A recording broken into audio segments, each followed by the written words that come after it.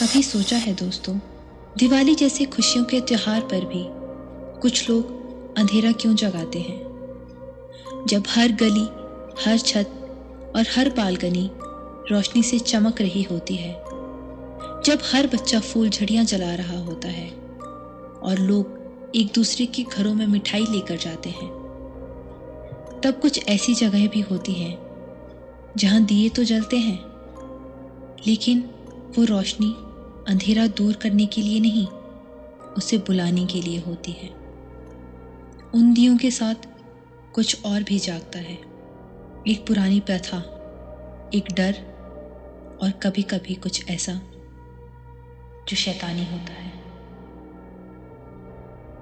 Welcome ladies and gentleman, आप सुन रहे हैं हॉन्टेड टेल्स और मैं आपको दिवाली की एक ऐसी डरावनी सच्चाई के बारे में बताने जा रही हूँ जो शायद ही किसी ने देखी या सुनी होगी।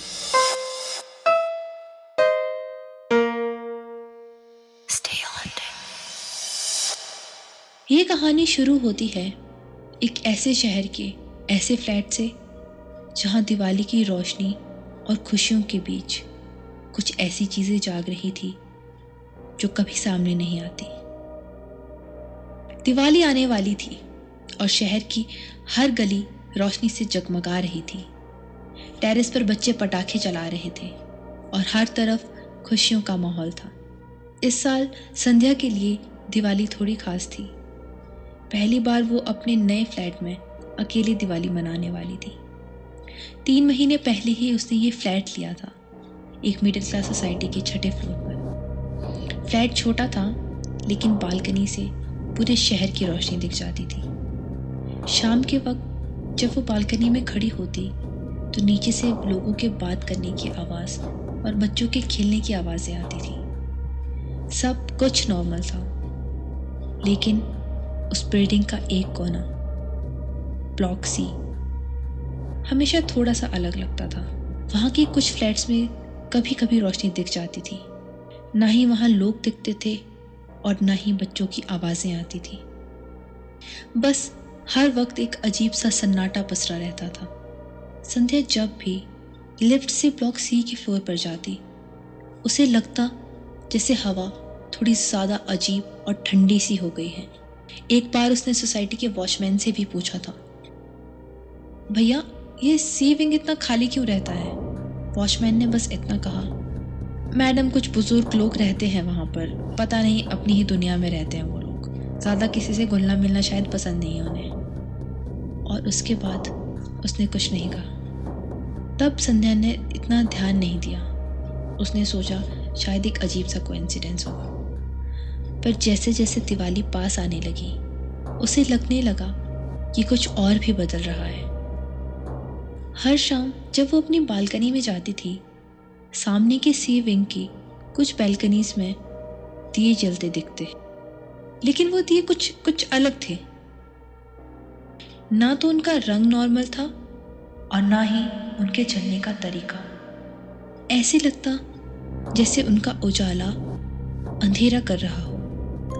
उनके आसपास हवा में भी एक हल्की सी धुंध रहती थी और कभी कभी तो किसी की परछाई की झलक भी दिख जाती थी, किसी इंसान जैसी, लेकिन इंसान नहीं। पर वो पल भर के लिए ही दिखती थी और फिर गायब हो जाती थी। दिवाली की रात भी आ गई थी। पूरा शहर रोशनी से जगमग कर रहा था। पटाखों की आवाज़ पूरे आसमान में गूंज रही थी। संध्या ने अपने घर में सब दिए जला दिए थे, बैल्कनी में, एंट्रेंस और मंदिर के पास वाले भी। सब कुछ अच्छा जा रहा था, लेकिन फिर भी उसके अंदर एक अजीब सी बेचैनी थी। उसने बालकनी के सामने देखा, सी विंग की बैल्कनीज में दिए जल रहे थे, पर इस बार वो एक अलग ही पैटर्न में थे। 4 दिए एक सर्कल में और बीच में एक बड़ा सा दिया रखा था, जैसे कोई रिचुअल के हिसाब से कुछ पैटर्न सा बनाया गया हो। हवा बिल्कुल बंद थी, पर फिर भी उन दियों की लौ एक साथ एक डायरेक्शन में हिल रही थी। संध्या ने फ़ोन उठाया और जूम करके देखा तो सी विंग के टॉप फ्लोर की बालकनी में उसे कोई खड़ा दिखाई दिया। सफ़ेद साड़ी में एक औरत का साया जो बिल्कुल सीधा खड़ा था, उसके पीछे कुछ और हिलते हुए साए भी दिखाई दिए, जैसे कोई और भी खड़ा हो उसके साथ, पर ठीक से कुछ दिख नहीं रहा था। एक पल के लिए उसे लगा जैसे इस औरत ने एकदम से उसकी तरफ देखा। उसकी आंखें बिल्कुल काली थी। संध्या ने पलक झपकाई तो सब गायब था। उसने खुद से कहा शायद ये सब उसका वहम होगा, पर तभी उसके घर के एक एक दिए बुझने लगे, पहले बैल्कनी वाले और फिर मंदिर के पास वाले। जब वो उन्हें दोबारा जलाने गई तो हवा में एक अजीब सी जलने की बू आने लगी, जैसे तेल नहीं कुछ और ही जल रहा हो। और उस स्मेल के साथ उसने पहली बार सुनी एक हल्की सी आवाज़, जैसे धीरे से कोई कुछ बोल रहा हो, कुछ मंत्र जैसा।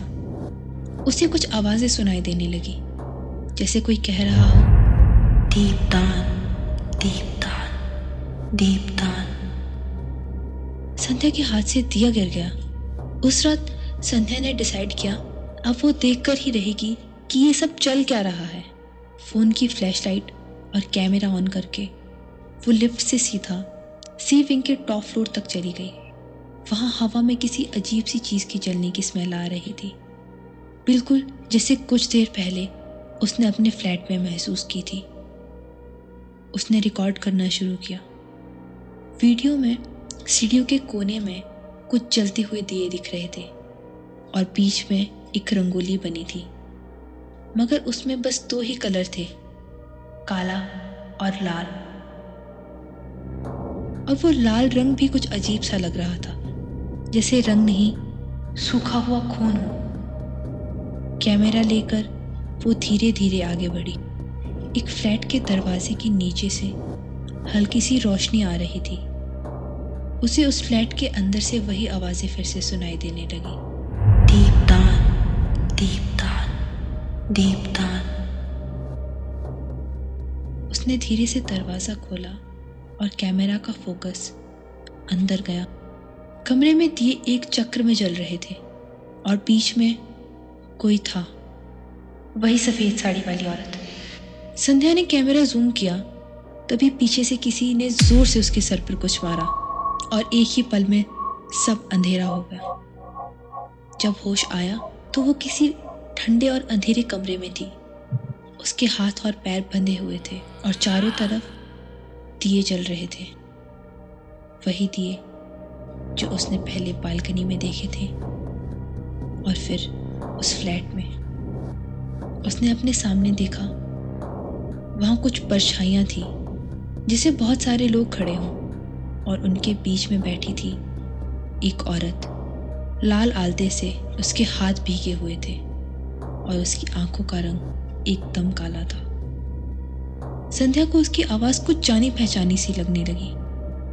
संध्या ने दिमाग पर जोर डाला तो उसे याद आया कि वो आवाज तो मिसेस कपूर की थी, जो उसके फ्लैट के ऊपर वाले फ्लैट में रहती थी। उसे कुछ समझ आता उससे पहले ही मिसेस कपूर उसके पास आई और उसके शरीर पर लाल रंग जैसा कुछ लगाने लगी, लेकिन उसमें एक अलग ही बदबू थी, जैसे सड़े गले मांस से आती है। संध्या ने घबरा कर कहा, ये क्या कर रहे हैं आप? आपने मुझे ऐसे बांध क्यों रखा है?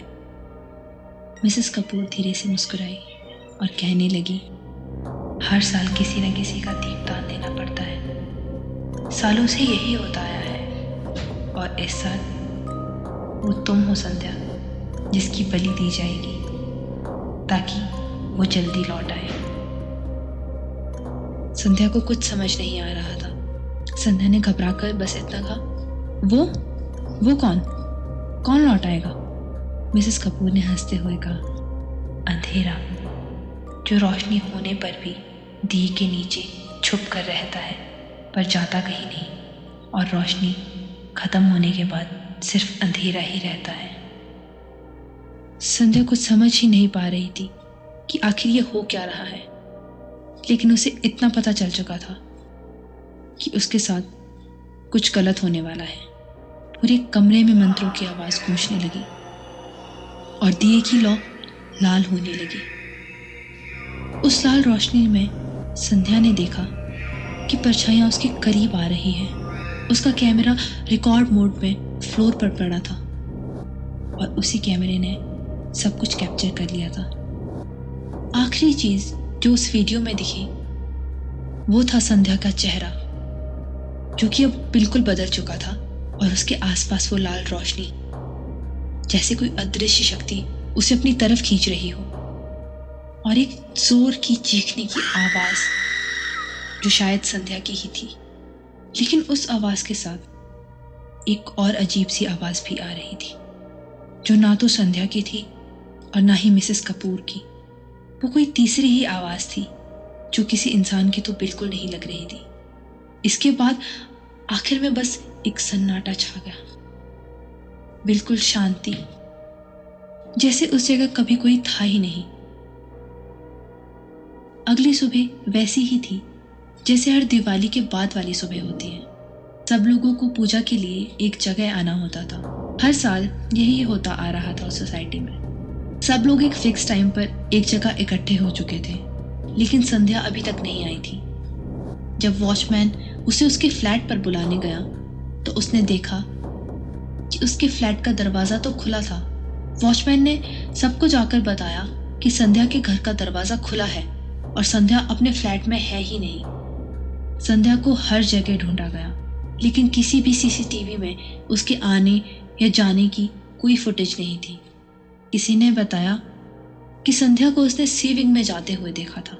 जब सी विंग में देखा गया तो हर फ्लैट पर ताला लगा था, क्योंकि सी विंग में तो कोई रहता ही नहीं था।